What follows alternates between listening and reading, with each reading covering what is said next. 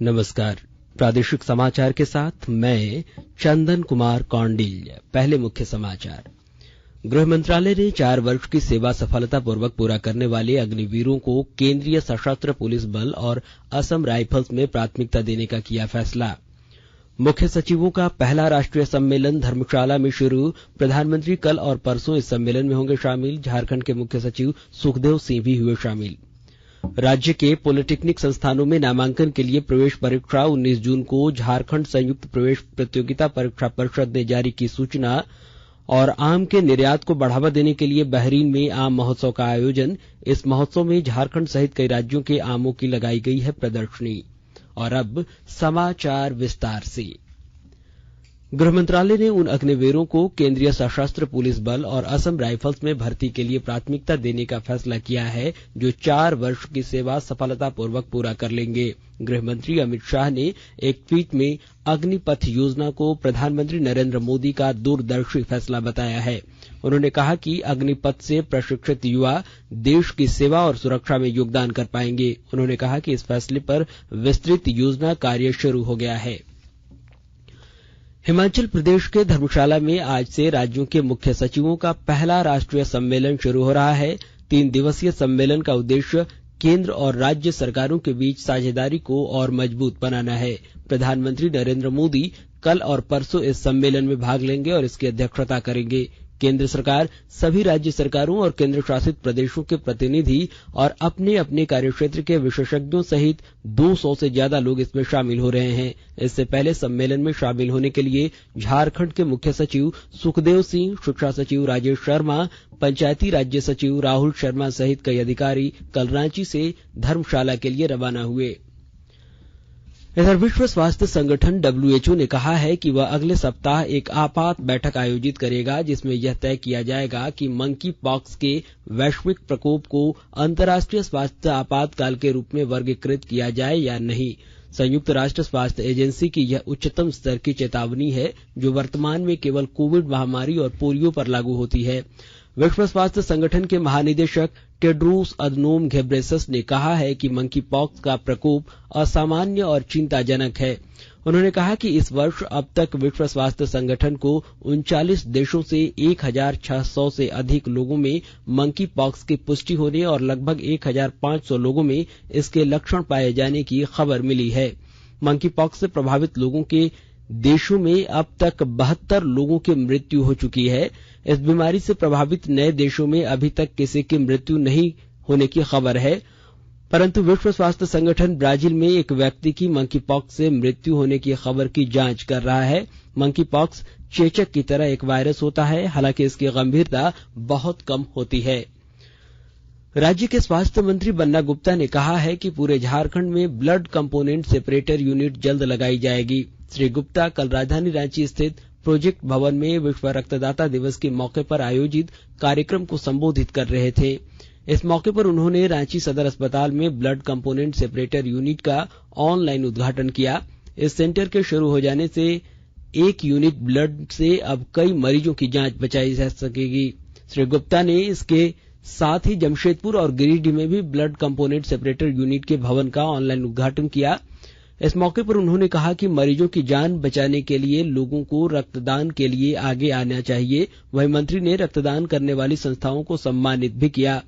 इस मौके पर स्वास्थ्य सचिव अरुण कुमार सिंह ने कहा कि राज्य में प्रतिवर्ष 3,70,000 यूनिट ब्लड की जरूरत पड़ती है और रक्तदान से लगभग 2,60,000 यूनिट ब्लड जमा हो पाता है।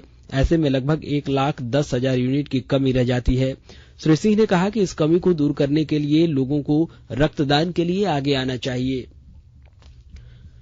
झारखंड उच्च न्यायालय के मुख्य न्यायाधीश डॉक्टर रवि रंजन और न्यायाधीश एसएन प्रसाद की अदालत में गढ़वा के जमीन विवाद मामले में राज्य सरकार पर 50,000 रुपए का जुर्माना लगाते हुए अपील खारिज कर दिया गया है। अदालत ने एकल पीठ के आदेश को सही ठहराया है। अदालत ने कहा कि एकल पीठ के आदेश में हस्तक्षेप करने की कोई जरूरत नहीं है। अगर जमीन राज्य सरकार की है तो उन्हें टाइटल शूट के लिए उचित फोरम में जाना चाहिए। अदालत ने इस मामले में 270 दिन की देरी से अपील दाखिल करने पर राज्य सरकार को उक्त जुर्माना लगाया है। और इधर मांडर विधानसभा उपचुनाव को लेकर जिला निर्वाचन पदाधिकारी सह रांची के उपायुक्त छवि रंजन ने प्रशिक्षण कार्यक्रम का कल निरीक्षण किया। इस दौरान उपायुक्त ने प्रशिक्षण प्राप्त करने वाले सभी मतदान कर्मियों से ट्रेनिंग के स्तर की जानकारी ली। इधर ब्राम्बे में उपचुनाव को लेकर कल अंतर जिला समन्वय समिति की बैठक आयोजित की गई, जिसमें रांची, खूंटी, गुमला, लोहरदगा और लातेहार जिला के निर्वाचन पदाधिकारी सह उपायुक्त, पुलिस अधीक्षक और अन्य पदाधिकारी शामिल हुए। इस दौरान शांतिपूर्ण मतदान को लेकर आपराधिक गतिविधियों पर रोक लगाने के लिए 5 जिलों के अधिकारियों में समन्वय बनाकर कार्य करने का निर्णय लिया गया। इधर रांची जिला में जिला परिषद अध्यक्ष, उपाध्यक्ष, प्रमुख, उप प्रमुख और उप मुखिया का चुनाव अब मांडर उपचुनाव के बाद होगा।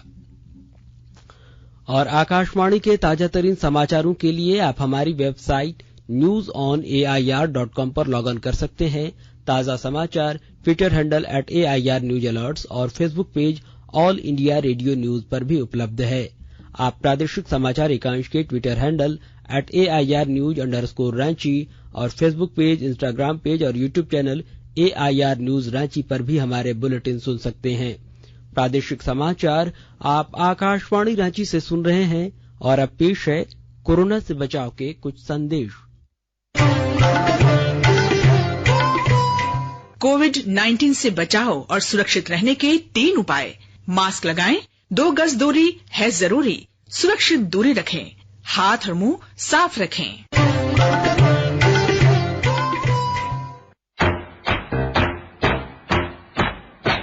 चलो मिलकर एक शुरुआत करें, चलो एक फैसला आज करें, मास्क नहीं तो टोकेंगे, कोरोना को रोकेंगे, चलो एक इरादा करते हैं, चलो कुछ वादा करते हैं, मास्क नहीं तो टोकेंगे, कोरोना को रोकेंगे। भारत सरकार द्वारा जनहित में जारी। प्रादेशिक समाचार में आपका एक बार फिर से स्वागत है। राज्य के सरकारी और गैर सरकारी पॉलिटेक्निक, डिप्लोमा संस्थानों में नामांकन के लिए प्रवेश परीक्षा 19 जून को आयोजित की जाएगी। झारखंड संयुक्त प्रवेश प्रतियोगिता परीक्षा परिषद ने कल इस संबंध में सूचना जारी कर कहा है कि अभ्यर्थी वेबसाइट से अपना प्रवेश पत्र डाउनलोड कर सकते हैं। यह परीक्षा 8 जिला मुख्यालयों में होगी। इनमें रांची, हजारीबाग, जमशेदपुर, धनबाद, दुमका, चाईबासा, बोकारो और डाल्टनगंज शामिल हैं। सुबह 10 बजे से दोपहर 12:30 बजे तक यह प्रवेश परीक्षा OMR शीट पर ली जाएगी। इसमें भौतिकी, रसायन विज्ञान और गणित से 50-50 अंकों के वस्तुनिष्ठ प्रश्न पूछे जाएंगे। वहीं प्रत्येक सही प्रश्न के लिए अभ्यर्थियों को 1 अंक मिलेंगे, जबकि प्रत्येक गलत उत्तर पर 0.25 अंक काटे जाएंगे। और कोडरमा जिले के जयनगर में पिछले 3 वर्षों से प्रभावित पावर ग्रिड निर्माण को हरी झंडी मिल गई है। विस्तृत ब्यौरे के साथ हमारे संवाददाता। आने वाले 1.5 सालों में कोडरमा समेत हजारीबाग और गिरिडीह जिले के लोगों को बिजली संकट से राहत मिल जाएगी। पिछले 3 वर्षों से प्रस्तावित कोडरमा के जयनगर में पावर ग्रिड निर्माण को हरी झंडी मिल गई है। तकरीबन 30 एकड़ भूभाग पर बड़ा पावर ग्रिड का निर्माण किया जाएगा। इसके लिए टेंडर की प्रक्रिया जारी कर दी गई है। जल्द ही निविदा निष्पादन के बाद कार्य भी शुरू हो जाएगा। पतरातू में NTPC द्वारा निर्माणाधीन 4000 मेगावाट विद्युत स्टेशन से कोडरमा के जयनगर के लिए बिजली लाई जाएगी। यह पावर ग्रिड 3 चरणों में काम करेगा: पावर जनरेशन, पावर ट्रांसमिशन और पावर डिस्ट्रीब्यूशन। इसके लिए पतरातू थर्मल पावर प्लांट से 150 किलोमीटर विद्युत लाइन जयनगर तक लाया जाएगा। जयनगर में बनने वाले इस पावर ग्रिड से कोडरमा के अलावे हजारीबाग और गिरिडीह में भी विद्युत की सप्लाई की जाएगी। गजेंद्र बिहारी सिन्हा, आकाशवाणी समाचार, कोडरमा। रांची पुलिस ने 10 जून को मेन रोड पर हिंसा के मामले में कल 31 उपद्रवियों का पोस्टर जारी कर दिया। इन पोस्टरों में कुछ उपद्रवियों के नाम भी हैं। पुलिस ने शहर के कई इलाकों में पोस्टर लगाया, लेकिन कुछ ही देर बाद इन्हें हटा लिया गया।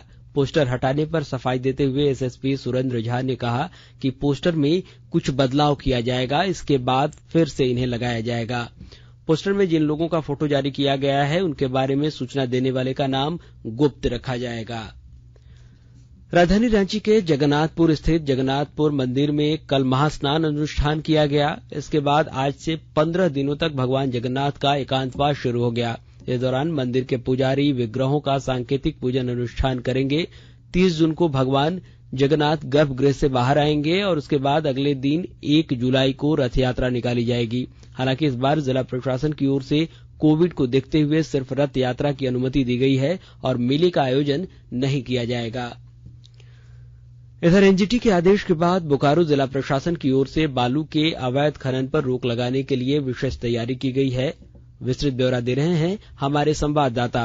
बोकारो जिले की नदियों से बालू उठाव पर अगले 15 अक्टूबर तक प्रतिबंध लगा दिया गया है। जिले के उपायुक्त कुलदीप चौधरी ने इस बाबत आदेश निर्गत किया है, जिसमें कहा गया है कि मानसून के मद्देनजर बालू घाटों से बालू के उठाव पर पूर्णतः प्रतिबंध रहेगा। इस बीच जिला खनन पदाधिकारी रवि कुमार सिंह ने चास एवं बेरमो अनुमंडल पदाधिकारी एवं सभी अंचलाधिकारियों को अपने स्तर से कार्रवाई करने को कहा है, ताकि बालू उठाव पर पूरी तरह से रोक सुनिश्चित किया जा सके। मनोज कुमार, आकाशवाणी समाचार, बोकारो। कृषि और प्रसंस्कृत खाद्य उत्पाद निर्यात विकास प्राधिकरण एपीडा ने आम के निर्यात को बढ़ावा देने के लिए बहरीन में 8 दिनों के आम महोत्सव का आयोजन किया गया है। झारखंड, बिहार, पश्चिम बंगाल, उत्तर प्रदेश और ओडिशा से आम की 34 किस्मों की प्रदर्शनी बहरीन में 8 विभिन्न स्थानों पर लगाई गई है। यह प्रदर्शनी 20 जून तक चलेगी। मंत्रालय ने कहा कि आम महोत्सव 2022 के अंतर्गत बहरीन में भारतीय आमों के लिए अंतर्राष्ट्रीय बाजार की संभावनाओं का पता लगाने की एपीडा की नई पहल का हिस्सा है। और इधर विशाखापट्टनम में कल रात भारत ने तीसरे T20 अंतर्राष्ट्रीय क्रिकेट मैच में दक्षिण अफ्रीका को 48 रनों से हरा दिया। 5 मैचों की श्रृंखला में दक्षिण अफ्रीका अब 2-1 से आगे है। वहीं भारत ने पहले बल्लेबाजी करते हुए निर्धारित 20 ओवरों में 5 विकेट पर 179 रन बनाए। ऋतुराज गायकवाड़ ने 35 गेंदों में 57 और ईशान किशन ने 35 गेंदों में 54 रनों की शानदार पारी खेली। दक्षिण अफ्रीका की ओर से ड्वेन प्रिटोरियस ने 2 खिलाड़ियों को आउट किया। जवाब में दक्षिण अफ्रीका 19 ओवर और 1 गेंद में 131 रन पर ही सिमट गई। हर्षल पटेल ने 4 और यजुवेंद्र चहल ने 3 विकेट लिए। दोनों देशों के बीच चौथा मैच 17 जून को राजकोट में और अंतिम मैच 19 जून को बेंगलुरु में खेला जाएगा। राजधानी रांची सहित राज्य के कई इलाकों में कल शाम से शुरू हुई बारिश रुक रुक कर आज भी हो रही है। प्री मानसून की इस बारिश ने लोगों को गर्मी से राहत दी है। कल दिन में राजधानी रांची का पारा जहां 38 डिग्री सेल्सियस था, वहीं बारिश के बाद 33 डिग्री पहुंच गया। आज सुबह से ही रुक रुक कर बारिश हो रही है और बादल छाए हुए हैं। मौसम विभाग ने कल दोपहर अलर्ट जारी कर बताया था कि रांची सहित लोहरदगा और लातेहार में बारिश हो सकती है। विभाग के अनुसार अगले 4 दिनों तक राज्य के कई हिस्सों में हल्की और मध्यम दर्जे की बारिश हो सकती है। मौसम केंद्र के वैज्ञानिक अभिषेक आनंद ने बताया कि दक्षिण पश्चिम मानसून के आगमन के लिए स्थिति अनुकूल हो रही है। वहीं 2 से 3 दिनों के अंदर झारखंड में भी मानसून का प्रवेश हो जाएगा। और अब संक्षिप्त खबरें। मुख्यमंत्री हेमंत सोरेन ने कल बहरागोड़ा के कसाफलिया में वीर शहीद गणेश हांसदा की प्रतिमा का अनावरण और पार्क का उद्घाटन करेंगे। गणेश हांसदा 2 साल पहले गलवान घाटी में शहीद हो गए थे। इस दौरान मुख्यमंत्री शहीद के परिजनों से भी मिलेंगे। गिरिडीह जिले के निमिया घाट थाना क्षेत्र से कल रात एटीएम चुरा कर ले जा रहे अपराधियों को पुलिस ने गिरफ्तार कर लिया है। गिरिडीह के पुलिस अधीक्षक अमित रेणु के नेतृत्व में पुलिस टीम ने कार से एटीएम ले जा रहे 3 अपराधियों को गिरफ्तार किया। इधर उग्रवादी संगठन टीएसपीएस के एरिया कमांडर राजकुमार गंझू उर्फ गिरेंद्र को पुलिस ने पलामू से गिरफ्तार कर लिया है। इस उग्रवादी के पास से पुलिस ने 1 देसी कट्टा और 2 गोली भी बरामद किया है। वहीं देवघर संयुक्त बिहार के पूर्व मंत्री सह हिंदी विद्यापीठ के व्यवस्थापक कृष्णानंद झा को नीति आयोग का सदस्य बनाया गया है। और अंत में मुख्य समाचार एक बार फिर। गृह मंत्रालय ने 4 वर्ष की सेवा सफलतापूर्वक पूरा करने वाले अग्निवीरों को केंद्रीय सशस्त्र पुलिस बल और असम राइफल्स में प्राथमिकता देने का किया फैसला। मुख्य सचिवों का पहला राष्ट्रीय सम्मेलन धर्मशाला में शुरू। प्रधानमंत्री कल और परसों इस सम्मेलन में होंगे शामिल। झारखंड के मुख्य सचिव सुखदेव सिंह भी हुए शामिल। राज्य के पॉलिटेक्निक संस्थानों में नामांकन के लिए प्रवेश परीक्षा 19 जून को झारखंड संयुक्त प्रवेश प्रतियोगिता परीक्षा परिषद ने जारी की सूचना। और आम के निर्यात को बढ़ावा देने के लिए बहरीन में आम महोत्सव का आयोजन। इस महोत्सव में झारखंड सहित कई राज्यों के आमों की लगाई गई है प्रदर्शनी। और इसके साथ ही आकाशवाणी रांची से प्रादेशिक समाचार का यह बुलेटिन समाप्त हुआ। नमस्कार।